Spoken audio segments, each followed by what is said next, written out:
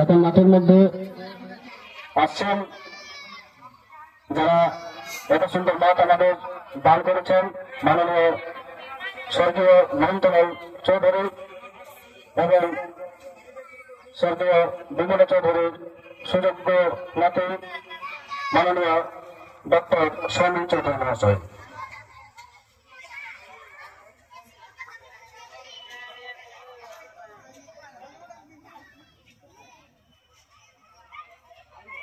আমরা অনেক কিছু আমাদের চিন্তা ভাবনার মধ্যে ছিল, কিন্তু যেহেতু সময়ে আমরা খেলাটি শুরু করতে পারিনি, তাই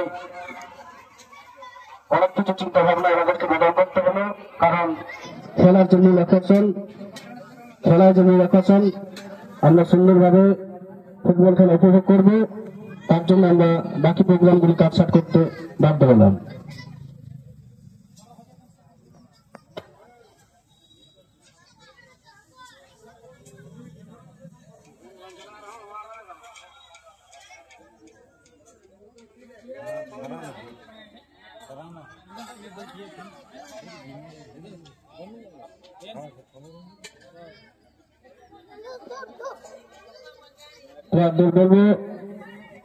তোমরা তাড়াতাড়ি রেডি হয়ে নাও, আমরা বেশি দেরি করবো না, কারণ অন্ধকার ঘনিয়ে আসছে।